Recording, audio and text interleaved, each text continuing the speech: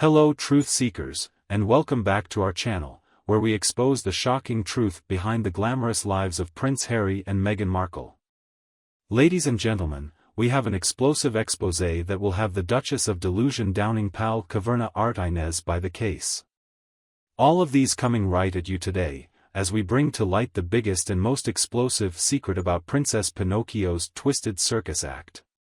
According to a veteran royal biographer, Angela Levin, there's an enormous amount of evidence showing that, by and large, Harry and Meghan's entire marriage is just another ghastly fabrication in their ongoing psychological warfare launched onto the Windsor family.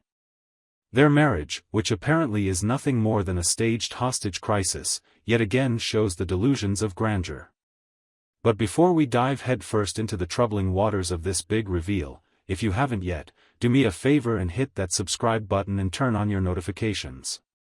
You would not want to miss the blowout content we have in store for you. I know what everyone is thinking.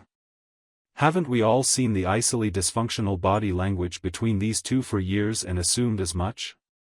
A bitter power imbalance of captor and captive masquerading as a fairy tale romance?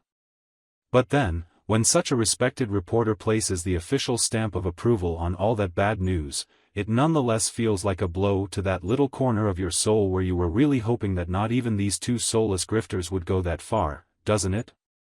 Let's take a closer look at the claims made by Angela Levin. She's been following the royal family for decades and has written volumes on such trivia. Her new revelations about Harry and Meghan seem to imply that their very marriage is a ploy, a deceit to fool the larger world while they amass sympathy to their side. According to Levin, the links they would put out for the public, full of drama, were mere acting, smoke and mirrors. What really happened was backstage, which was full of tension and resentments. The power dynamics of the tilted marriage, with Meghan most of the time calling the shots and Harry struggling to keep up. If true, this would mean that Harry and Meghan had lied to the world for years, putting up a fake front associated with their love story while using it to continuously lash out in a vendetta against the royal family. This kind of psychological manipulation spills over into their marriage, where they use their own victimhood to get loads of cash in new deals and generally to remain relevant in the media. Up your seatbelts because Levin is about to deliver an irrefutable helpwork's worth of receipts to permanently shatter whatever illusions you have about Meg and Hazi's love story being anything other than the shallowest, most transactional of con jobs. This is going to be brutal, but by God, the truth needs to be spoken. See, according to muckraker Barbie herself, an emotional train wreck dancing on the razor blade of a full mental breakdown that everybody calls Meghan, quite literally manhandling her own husband during their impromptu royal tour of Nigeria was the thermometer beneath this tongue, able to ascertain they have no sense of emotional intimacy beyond whatever gets hashed out in these monthly opera chick meetings. That scorched earth footage of Meghan flat out grabbing the Duke of Sad Boy by his signature scratchy manly throat and physically yanking him from here to Bulawayo while he flailed about helplessly like a human stress toy on camera. Obviously, that's after she had already shoved him straight to the back row with the commoners while horsing her way to center frame. Can you imagine treating your own spouse with that level of sneering disrespect and domineering body language on any average date night? Let alone a supposed major public engagement. Admittedly, even Levin herself cracked under the excruciating awkwardness in watching it all go down, and was straight up broken-hearted for poor Harry. But it doesn't end there. This was just one of a collection of instances Levin meticulously detailed, all of which described a relationship more strategic than heartfelt. From Meghan's authoritative presence over tens of thousands of Londoners to the cold, transactional nature of their interactions, it seems clearer than ever that the fairy tale romance peddled to the public was anything but. In another shocking instance, Meghan was witnessed hectoring Harry in public over what seemed a trivial matter, but the disgust in her eyes and the venom in her words told the story of something more sinister, something that was based on years of contempt. To the onlookers witnessing the scene, it could only be compared with impromptu meltdowns on reality television. Complete with her dramatic hand gestures, a visibly shaken Harry was seen trying to appease his clearly irked wife. Now, Levin's revelations don't end just there, they go further. Reports about life behind closed doors are even more unsettling. Insiders talk of a household where the Duke of Sussex treads very carefully, bending over backward, all in an attempt to pander to his wife's unpredictable moods. Reports say that her demands and expectations are nothing less than tyrannical and leave him homeless, friendless and familyless. All of which provokes one question: how long can such a charade be kept up? Levin opines that the cracks are already starting to show, and it is only a matter of time before the whole facade comes to naught. The world has been complicit in prostrating before such a facade, but with the new revelations, the truth could very well come to the fore. In conclusion, Levin's exposé is a spate of shocking anecdotes but more of a dissection of something that has been kept out of the public domain with a lot of work, something that is put back now. The truth, as it may appear, is also less than glamorous and more heartrending. For those who had waited for the Meg and Harry saga to unfold, this may well turn out to be the moment of reckoning. And this is a lady who does not flinch at routinely burying the man-baby for being such a puppet of performative persecution. I mean, forget merely going through the motions of mutual fondness or intimate familiarity. This was Meghan throwing her sham marriage's dirty laundry out on the lawn, to punch up the metaphor, for the rest of the world to gawk at and feel embarrassed over. It wasn't a slight airing of grievances, it was full-on public disdain, with no ambiguity left for anyone as to how deep it ran. Complete and utter humiliation of her nominal better half that honestly would have had the utmost dignity were he to just immediately walk off the set. That's how wildly unhinged the naked hostility on display was. But rather than putting his foot down and demanding an ambittered level of performative respect, Prince Achrael simply took the fold to the basement, grin intact as he played his ongoing part.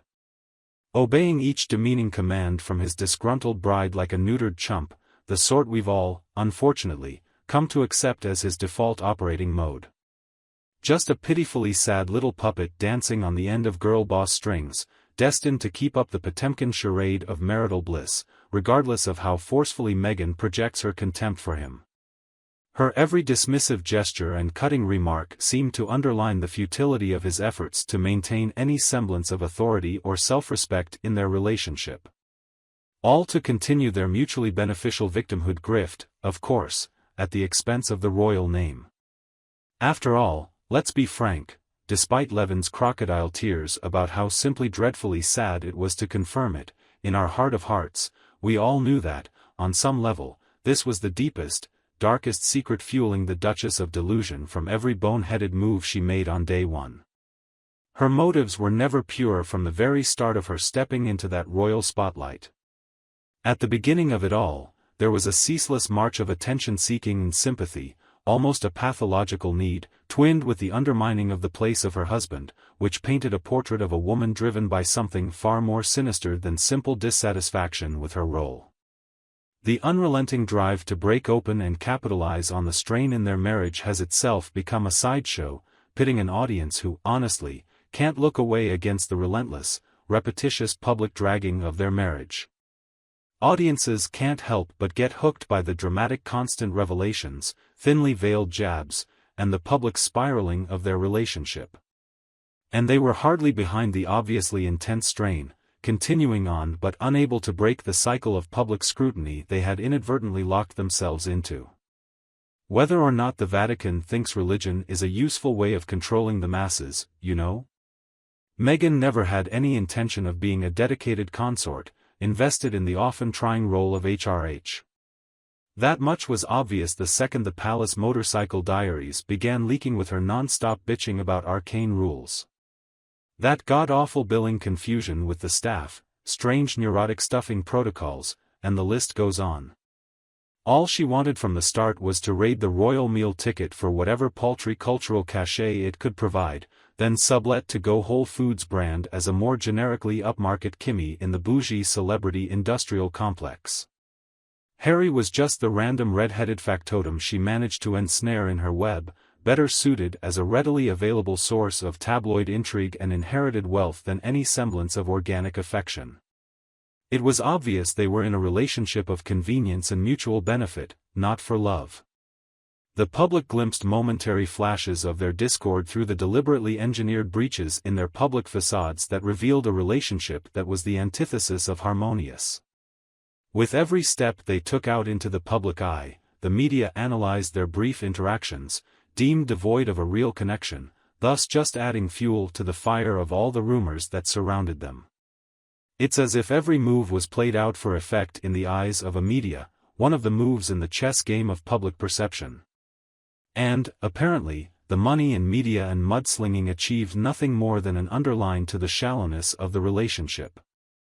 The shallower it seemed in the eyes of the media, the more stories emerged of Meghan not being satisfied with royal life. Her dissatisfaction with the altogether staid life of the royal family in its entirety became a new and overriding theme in the tabloids. Stories of her supposed demands, friction with palace staff, and apparent dislike of palace protocol had a woman who never was really playing to be in the institution but simply performing a role that she couldn't wait to have finished its purpose for her ambitions. Did you people ever believe that? Was their relationship doomed from the start, or was there ever an actual chance at having a connection? Please tell me what you think in the comments down below. And until I see you next time, take care as we return with more shocking stories and scandalous exposes right here on our YouTube channel. Don't forget to like, share, and subscribe for more from the world of the royal family. Thanks for tuning in, and we will have quite some more exciting news about the royal family soon. Bye for now.